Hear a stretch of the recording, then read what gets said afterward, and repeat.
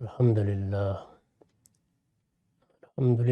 رب العالمین والصلاة والسلام علی محمد الامین اعوذ باللہ من الشیطان الرجیم بسم اللہ الرحمن الرحیم۔ خواتین و حضرات، ہم سورہ کہف کی آیت 27 سے درس کی ابتدا کر رہے ہیں۔ اس سے پیچھے اصحاب کہف کا واقعہ زیر بحث تھا۔ قرآن مجید نے اس سے چند چیزوں پر استدلال کیا۔ ایک یہ کہ انسان کو جس کشمکش میں ڈالا گیا ہے وہ سراسر امتحان ہے۔ اللہ تعالیٰ دنیا میں ارادہ و اختیار دے کر یہ دیکھ رہا ہے کہ اس کے پیدا کیے ہوئے لوگ علم میں کیا رویہ اختیار کرتے ہیں اور عمل میں کیا رویہ اختیار کرتے ہیں۔ چنانچہ توحید جیسی دعوت بھی بعض اوقات مخالفین کے شدید رد عمل کا ہدف بن جاتی ہے، درحالے کہ اس سے بڑی کوئی حقیقت نہیں ہے جس کی انسان اس دنیا میں گواہی دے سکے۔ چنانچہ یہ ان لوگوں کے لیے بھی بنی جو سیدنا مسیح کے حواریوں کی دعوت پر ایمان لائے، لیکن پھر اللہ تعالیٰ نے ان کی مدد کی، اور جب ان کے لیے جینا مشکل بنا دیا گیا تو اللہ تعالیٰ ان کو نکال کر لے گئے، اور صرف یہی نہیں کہ ان کو نجات عطا فرمائی بلکہ ان کو قیامت کی ایک نشانی بنا دیا۔ اس میں جو مخاطبین سورہ کے مخاطبین ہیں ان کو تنبیہ کی گئی ہے کہ تم بھی اگر وہی رویہ اختیار کرو گے یا وہی رویہ اختیار کر رہے ہو تو متنبہ ہو جاؤ، اللہ تعالیٰ اپنے بندوں کے ساتھ اس طرح نصرت کا معاملہ کرتے ہیں۔ اور صحابہ کو بھی جو ایمان لے آئے تھے تسلی دی گئی کہ جس طرح اس سے پہلے ہم اہل حق کا ہاتھ پکڑتے رہے ہیں اب بھی پکڑیں گے، اس لیے مطمئن رہو، جس دعوت کے تم علمبردار ہو اس کو پوری قوت کے ساتھ پیش کرو۔ جب وہ وقت آ جائے گا کہ یہاں سے بھی نکلنا ہوگا تو جس طرح اللہ کے وہ بندے نکل گئے تھے تم بھی نکل جاؤ گے، اور جیسے ان کے لیے غار کا اہتمام ہوا تھا تمہارے لیے بھی کسی دارالہجرت کا اہتمام ہو جائے گا۔ تو یہ وہ چیزیں ہیں جن کو سامنے رکھ کر یہ واقعہ پیچھے سنایا گیا ہے۔ اس کے بعد اب خطاب براہ راست ہو گیا ہے۔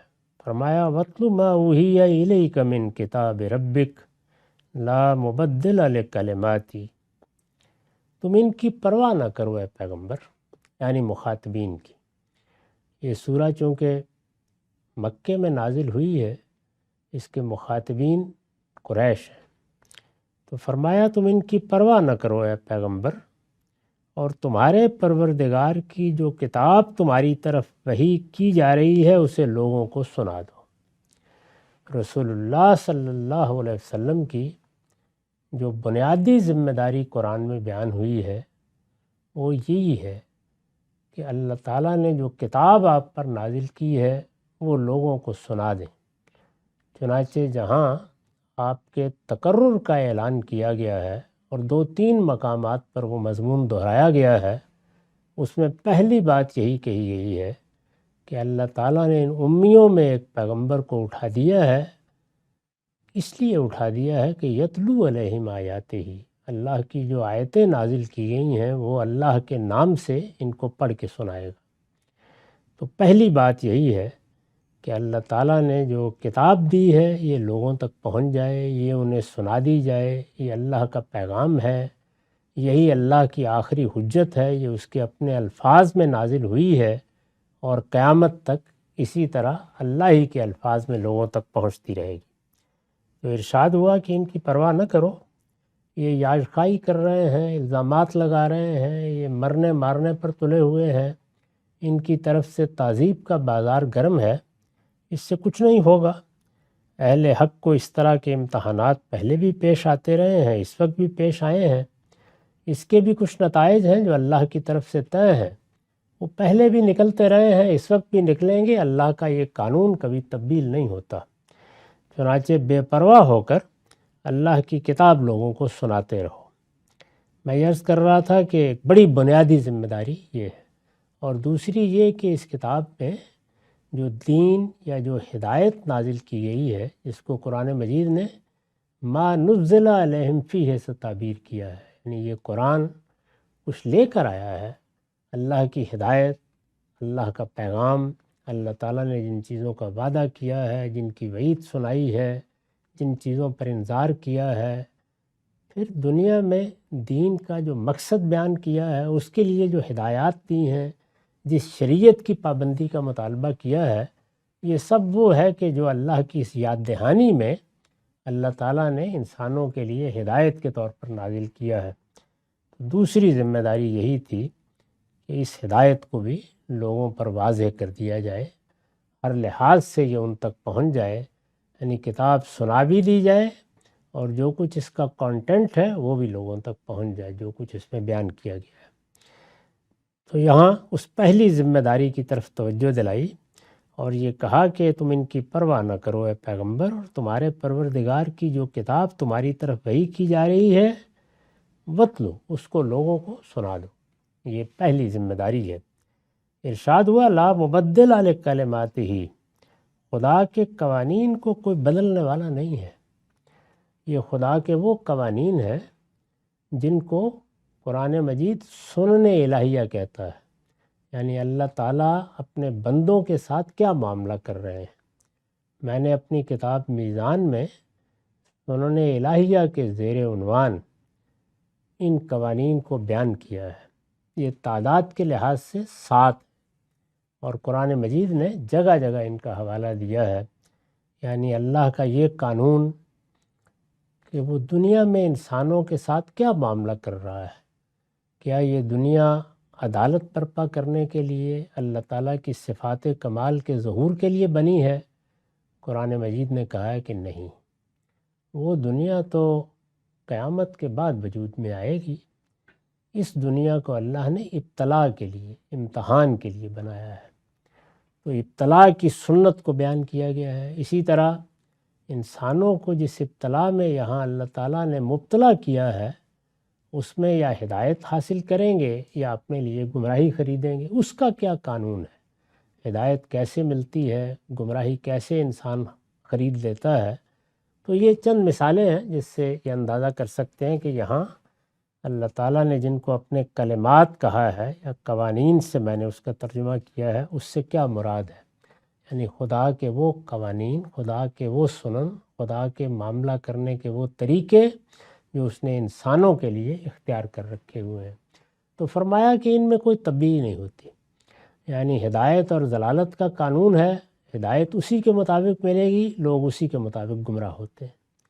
ابتلاء کا قانون ہے، ہمہ گیر ہے، کوئی تغیر اس میں نہیں آتا، وہ پیغمبروں کے لیے بھی ہے، وہ اللہ کے دوستوں کے لیے بھی ہے، وہ دشمنوں کے لیے بھی ہے، وہ قیامت تک ہے، وہ ہر بستی میں ہے، وہ ہر طرح کے حالات میں ہے، اس میں کبھی کوئی تبدیلی، کوئی تغیر نہیں ہوتا۔ جزا و سزا کا قانون ہے، دنیا میں بھی جاری ہے اور آخری درجے میں قیامت میں بھی اس کا ظہور ہو جائے گا۔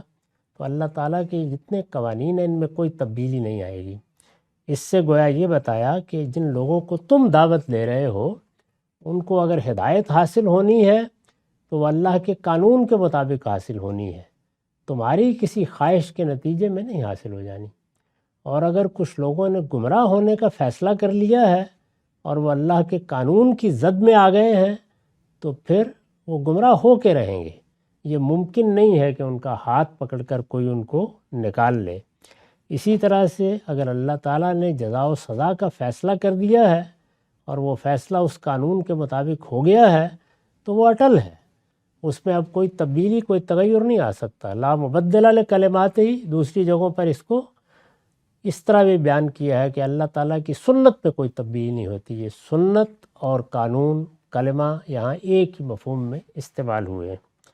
تو ارشاد فرمایا کہ خدا کے قوانین کو کوئی بدلنے والا نہیں ہے. تم ان سے ہٹ کر کچھ چاہو گے. انسان میں خواہش پیدا ہو جاتی ہے کہ آخر میں نے بہت محنت کی ہے، لوگوں کو ہر پہلو سے حق بتایا ہے، تو لوگ ہدایت قبول کر لیں. فرمایا کہ نہیں، اس میں صرف یہ کافی نہیں ہے کہ ابر کیسے برسا، ہم یہ بھی دیکھتے ہیں کہ زمین کیسی ہے. تو اس وجہ سے زمین اگر اس کی مستحق ہے کہ یہ ابر برسے اور اس کے نتیجے میں وہ برگ و بار لائے تو وہ لائے گی، اور اگر زمین شور ہے تو یہ پانی اس کے اوپر سے بہہ کر نکل جائے گا، کچھ بھی نہیں ہوگا. تو یہ ذہن میں رکھو کہ اللہ تعالیٰ نے جو قانون بنا رکھے ہوئے ہیں وہ ہدایت کے قوانین ہیں، وہ گمراہی میں مبتلا کرنے کے قوانین ہیں، وہ ابتلا کے ہیں، وہ جزا و سزا کے ہیں، وہ غیر مبدل ہیں، ان میں کبھی کوئی تبدیلی نہیں آتی. تو تمہارے پروردگار کی جو کتاب تمہاری طرف وحی کی جا رہی ہے اسے لوگوں کو سنا دو. خدا کے قوانین کو کوئی بدلنے والا نہیں ہے. تم ان سے ہٹ کر کچھ چاہو گے. جیسے میں نے عرض کیا کہ انسان میں خواہش پیدا ہو جاتی ہے، یہ میرے اعزاء ہیں، یہ میرے اقربا ہیں، میں نے ان کو بات پہنچائی ہے، یہ میری قوم کے لوگ ہیں، میرے وطن کے لوگ ہیں، یہ میری بات سنیں سمجھیں، آخر کیا مسئلہ ہے اس میں. تو فرمایا کہ نہیں، قانون کے مطابق ہوگا. جس کو ہدایت ملنی ہے اس قانون کے مطابق ملنی ہے، جس نے گمراہ ہونا ہے اس قانون کے مطابق ہونا ہے. یہ خواہشوں پر مبنی نہیں ہے. ان سے ہٹ کر کچھ چاہو گے تو فرمایا کہ وَلَن تَجِدَ مِن دُونِهِ مُلْتَحَدًا، اللہ کے سوا ہرگز کوئی پناہ کی جگہ نہ پاؤ. یعنی اس میں کوئی پیغمبر ہے، کوئی خدا کا محبوب ہے، کسی کو اس نے خلیل قرار دیا ہے، وہ اس کی بالکل کوئی پرواہ نہیں کرتا، اس لیے کہ اس کے یہ قوانین جن کے تحت یہ فیصلے ہوتے ہیں وہ بے لاگ قوانین، ان قوانین میں کبھی کوئی تبدیلی نہیں آتی. تو یہ گویا رسالت مآب صلی اللہ علیہ وسلم کو بھی توجہ دلا دی. صحابہ کرام کے دل میں بھی خواہش پیدا ہوتی ہوگی، آخر ان کے اعزاء تھے، اقربا تھے، قبیلہ تھا، خاندان تھا، وطن کے لوگ تھے، اور جس طرح کا رد عمل ظاہر کر رہے تھے یہ صاف معلوم ہوتا ہے کہ یہ آخری دور ہے جس کی یہ صورتیں ہیں. رسالت مآب صلی اللہ علیہ وسلم اب جلد یا بدیر چھوڑ دیں گے اس بستی کو. یہ وہ موقع ہوتا ہے جس میں حجت بھی پوری ہو جاتی ہے اور ہجرت اور برات بھی قریب آ گئے ہوتے ہیں یہ مراحل، اور پھر کسی بھی وقت اللہ تعالیٰ کی طرف سے یہ حکم آ جاتا ہے کہ اب اس بستی کو چھوڑ دیا جائے. تو یہ مرحلہ ہے جس میں یہ ساری بات کی جا رہی ہے. تو فرمایا کہ جو کچھ ہونا ہے وہ اللہ کے قانون کے مطابق ہونا ہے، اس کے سوا کوئی پناہ کی جگہ نہیں پاؤ گے اگر اس سے مختلف کچھ چاہو گے. یعنی اللہ تعالیٰ نے جو قانون بنایا ہے اس کو سمجھ کر اس کی پیروی کر کے صبر کے ساتھ یہ معاملات کرنے ہیں، اس میں کوئی مختلف رائے نہیں قائم ہو سکتی. اس پر میں نے لکھا ہے یعنی ہدایت و ضلالت کے لیے، ضلالت یعنی گمراہی، یعنی ہدایت و ضلالت کے لیے جو قوانین خدا نے بنا دیے ہیں لوگ انہی کے مطابق ہدایت پائیں گے اور انہی کے مطابق گمراہی کے حوالے کیے جائیں گے. ان سے ہٹ کر کوئی شخص کسی کو ہدایت نہیں دے سکتا اور کسی کو اس کی تمنا بھی نہیں کرنی چاہیے. یعنی یہ یوں نہیں ہے کہ میں دعا کروں گا تو کسی کو ہدایت مل جائے گی، یا جیسے ہمارے ہاں شاعرانہ اسلوب میں یہ توقعات قائم کر لی جاتی ہیں کہ نگاہ مرد مومن سے بدل جاتی ہیں تقدیریں. اللہ تعالیٰ کے ہاں اٹل قوانین ہیں اور اس میں ہدایت اور ضلالت کا قانون سب سے زیادہ قرآن میں زیر بحث آیا ہے. یعنی ہدایت کیسے ملتی ہے، لوگ گمراہ کیسے ہوتے ہیں، اس کا قاعدہ کیا ہے، کس قاعدے کے مطابق اللہ کی توفیق حاصل ہوتی ہے اور کس کے مطابق بتدریج لوگ محروم ہو جاتے ہیں. یہ ہوتا ہے انسان جب دنیا میں کوئی حق کی بات کرنا چاہتا ہے یا اس کا علمبردار بن کے اٹھتا ہے تو اس کی سمجھ میں کچھ چیزیں نہیں آتی کہ وہ بدیہی چیزیں جو واضح ہیں لوگ ان سے گریز کیسے کر لیتے ہیں. انسان کا حادثہ اخلاقی سب سے بڑی نعمت ہے جو انسان کو دی گئی ہے، جو فیصلہ سنا رہا ہے اور اندر سے فیصلہ سنا رہا ہے کہ یہ چیز اخلاقی طور پر غلط ہے، یہ صحیح ہے. اس پر بھی لوگ مصالحت کیسے کر لیتے ہیں، یہ سمجھ میں نہیں آتا بعض اوقات. تو اس سے بڑی تکلیف ہوتی ہے اور بعض اوقات حساس طبیعتیں بہت متاثر ہو جاتی ہیں اس سے، ایک بات بیان کی گئی، ایک بات کہی گئی، ایک بات واضح کر دی گئی، آخر یہ ہمارے گرد و پیش میں لوگ ہیں، ہمارے ساتھ محبت بھی رکھتے ہیں، تعلق خاطر بھی رکھتے ہیں، ہماری ہی قوم کے لوگ ہیں، یہ باتیں ان کو سمجھ میں کیوں نہیں آ رہی ہیں؟ آخر باعث کیا ہے اس کا؟ تو اس میں انسان کو جو تردد لاحق ہوتا ہے وہ فطری ہے۔ رسالت مآب صلی اللہ علیہ وسلم کو جس درجے میں یہ تردد لاحق ہوتا تھا اور جتنے آپ اس میں مضطرب ہو جاتے تھے، اس کو قرآن نے ایک دوسری جگہ ان لفظوں میں بیان کیا ہے کہ وَلَعَلَّكَ بَاخِعٌ نَفْسَكَ أَلَّا يَكُونُوا مُؤْمِنِينَ، یعنی کیا اب آپ اپنی جان گھلا دیں گے کہ یہ ایمان کیوں نہیں لا رہے؟ تو یہ صورتحال بعض اوقات پیدا ہو جاتی ہے۔ اسی ذیل میں یہ ہدایت فرمائی ہے کہ اللہ تعالیٰ کے ہاں گمراہی کا بھی ایک قاعدہ ہے اور ہدایت کا بھی ایک، یہ سنت الہی ہے، اس میں کوئی تبدیلی نہیں ہوا کرتی، یہ ایسے ہی ہوگا۔ اب کیا کرنا ہے پھر؟ یعنی یہ سب سنا دیا کہ اللہ تعالیٰ کی مدد بھی آ سکتی ہے، اس کی نصرت بھی ہوگی، جیسے اس نے اصحاب کہف کو نکال لیا تمہیں بھی نکال لے گا، یہ اس کی نصرت کے مواقع ہیں، اس کے بھی کچھ قاعدے ہیں، ان کے مطابق ہو جائے گا۔ لیکن یہ خیال کرنا کہ جیسے ہی حق کی دعوت ہوگی تو حق سے کون اختلاف کرے گا، جیسے ہی اعلیٰ اخلاقیات پر گفتگو کی جائے گی تو اس میں بھلا اختلاف کی کیا چیز ہے؟ نہیں، اس میں بھی لوگوں کے لیے اختلاف کے بڑے مواقع ہیں اور وہ اس میں راہیں نکال لیتے ہیں۔ تو فرمایا کہ اس سے ہٹ کر کچھ چاہنے کی ضرورت نہیں ہے، تو کیا کرو؟ وَاصْبِرْ نَفْسَكَ مَعَ الَّذِينَ يَدْعُونَ رَبَّهُمْ بِالْغَدَاةِ وَالْعَشِيِّ يُرِيدُونَ وَجْهَهُ وَلَا تَعْدُ عَيْنَاكَ مِنْهُمْ وَلَا تَعْدُ عَيْنَاكَ عَنْهُمْ تُرِيدُ زِينَةَ الْحَيَاةِ الدُّنْيَا وَلَا تُطِعْ مَنْ أَغْفَلْنَا قَلْبَهُ عَنْ ذِكْرِنَا وَاتَّبَعَ هَوَاهُ وَكَانَ أَمْرُهُ فُرَطًا۔ کیا کہنے ہیں، کوئی چیز چھوڑی ہی نہیں۔ فرمایا صبر کے ساتھ اور استقامت کے ساتھ اپنے آپ کو ان لوگوں کے ساتھ جمائے رکھو، چند ہیں، دو ہیں، چار ہیں، جو اپنے پروردگار کی رضا جوئی میں صبح و شام اس کو پکارتے ہیں۔ کوئی پرواہ نہیں ہمیں اس بستی کے لوگوں کی، یہ ہزاروں اور لاکھوں بھی ہیں تب بھی کوئی پرواہ نہیں۔ اصل چیز وہ چند لوگ ہیں جن کا ہم نے انتخاب کر لیا ہے۔ پیغمبر کا کام بھی یہ ہے کہ ان لوگوں کے ساتھ اپنے آپ کو جمائے رکھے، یعنی وہ ہیں اصل میں جو محبت کے مستحق ہیں، جو التفات کے مستحق ہیں، یہی وہ قیمتی نفوس ہیں جو ہم نے منتخب کرنے تھے، وہ ہو گئے ہیں۔ اس وجہ سے اپنے آپ کو ان لوگوں کے ساتھ جمائے رکھو، ان کی پھر تصویر کھینچیے جو اپنے پروردگار کی رضا جوئی میں، یعنی اب انہوں نے ایمان قبول کر لیا ہے، اللہ نے ان کو اس کی توفیق دی ہے، اب ان کے صبح و شام کس چیز پہ گزرتے ہیں؟ وہ اللہ کی رضا طلبی میں صبح و شام سرگرم رہتے ہیں، یعنی اللہ خوش ہو جائے، اللہ راضی ہو جائے، اللہ کی خوشنودی حاصل ہو جائے۔ اس کو بیان کیے یریدون وجہہ، یہ عربی زبان کا خاص اسلوب ہے، یعنی خدا کا چہرہ ہماری طرف ہو جائے، ہم اس کی خوشنودی حاصل کر لیں۔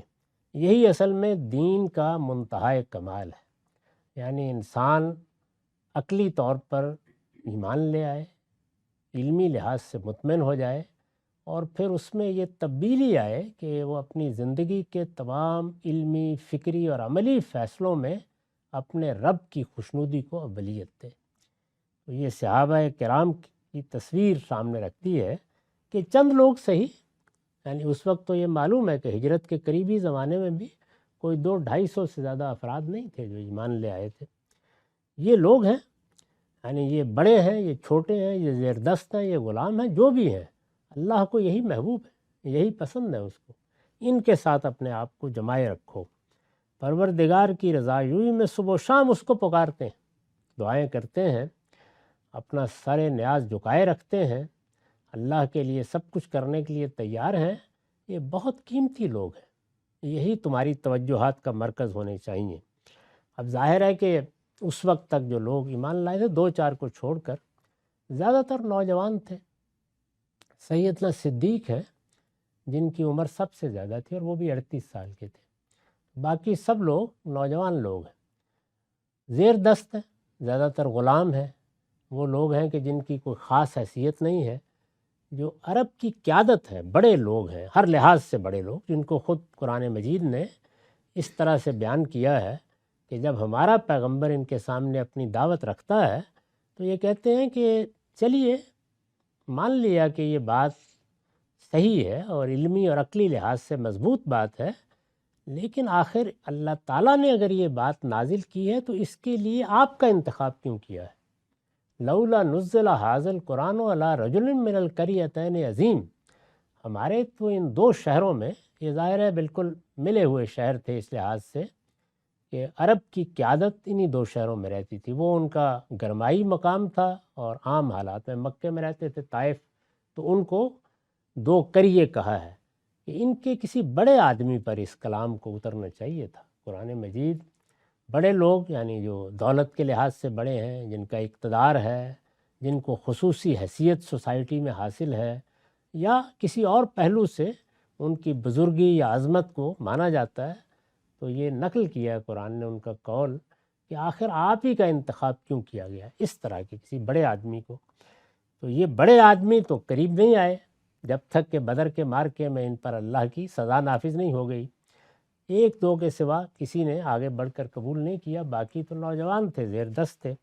تو فرمایا یہ اللہ کی رضا جوئی میں صبح و شام سرگرم ہے، ان کی ساتھ رہو، اور تمہاری آنکھیں دنیوی زندگی کی رونق کی خاطر ان سے، یعنی ان غریبوں سے ہٹے نہ پائیں۔ یہی متاع عزیز ہے، یہی اس دعوت کا سرمایہ ہے۔ ایسا نہ ہو کہ کبھی توجہ اس جانب ہو جائے، یہ بھی بڑی فطری بات ہے۔ یہ نہیں ہے کہ کوئی پیغمبر کسی کی دولت سے یا کسی کے اقتدار سے یا اس کے خدم و حشم سے مروب ہو جائے گا۔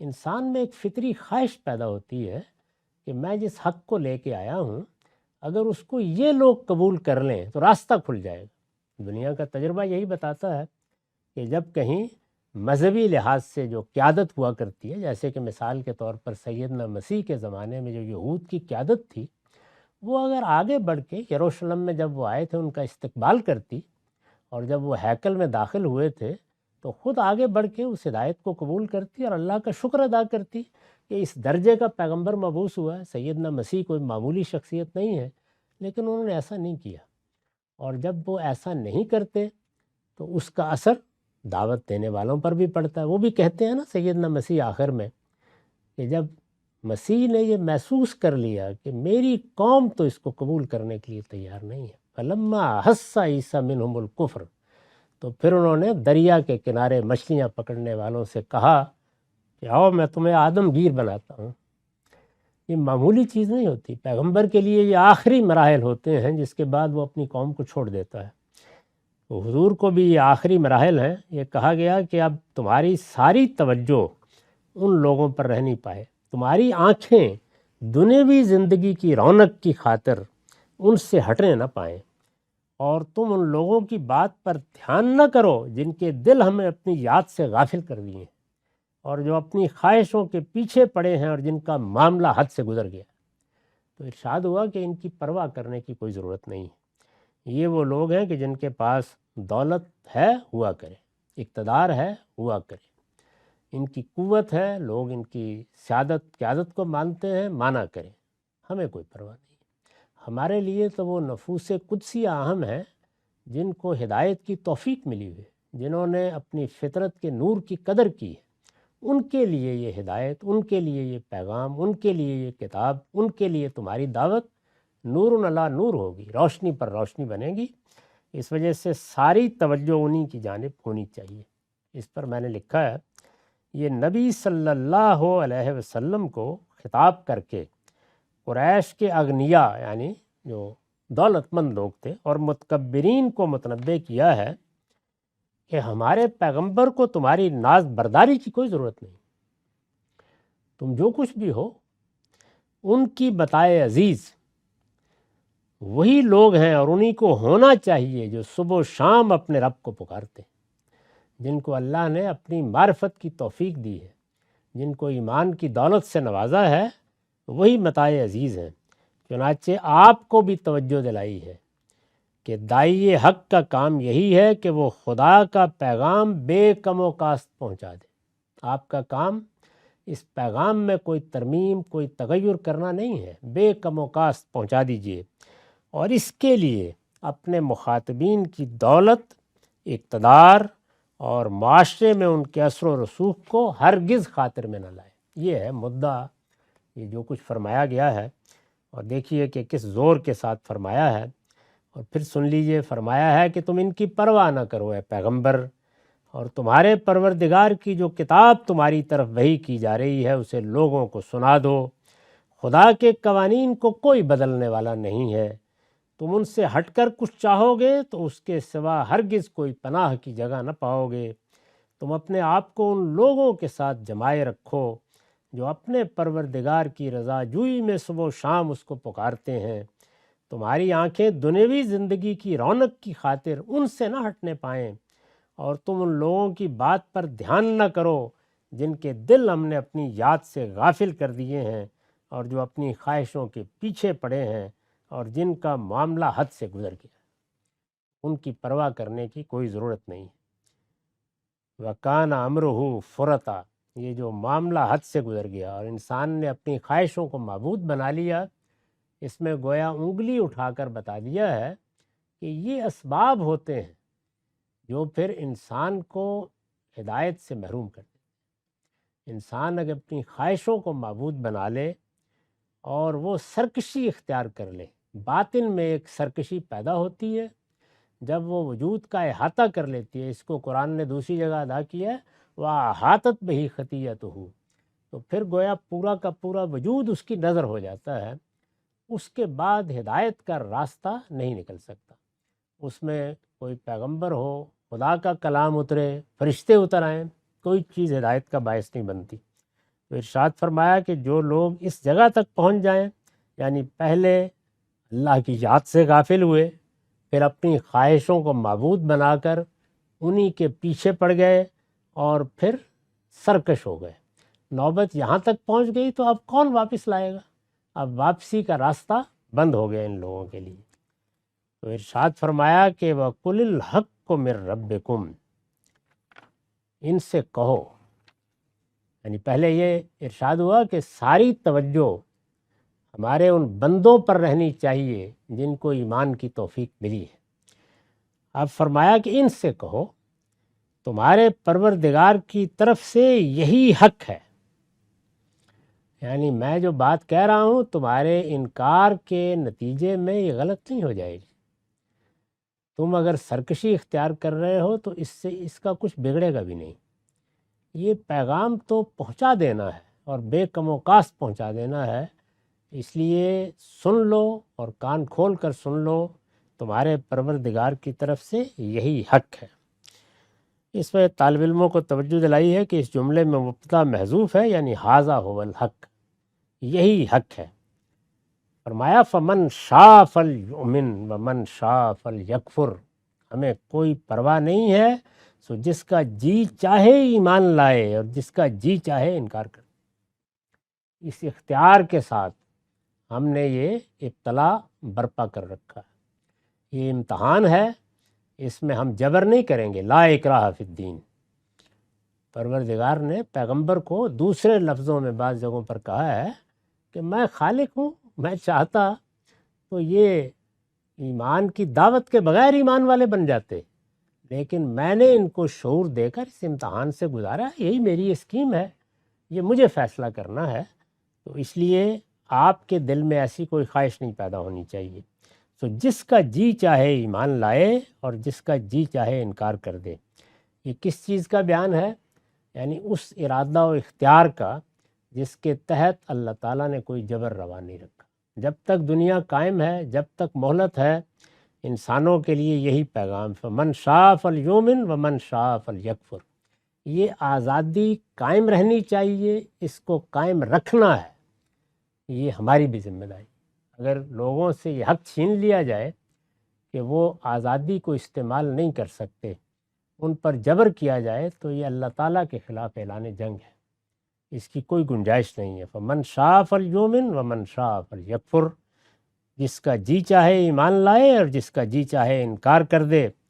فرمایا بتانا کیا ہے، یہ نہیں ہے کہ ان پر جبر کرنا ہے یا زبردستی ان کو ایمان والے بنانا ہے، ہاں ان کو بتا دو کہ انا اعتدنا للظالمین نارا، البتہ یاد رکھو کہ ہم نے ظالموں کے لیے ایسی آگ تیار کر رکھی ہے، احاط بہم سرادقھا، جس کے سراپردے ان کو اپنے گھیرے میں لے لیں۔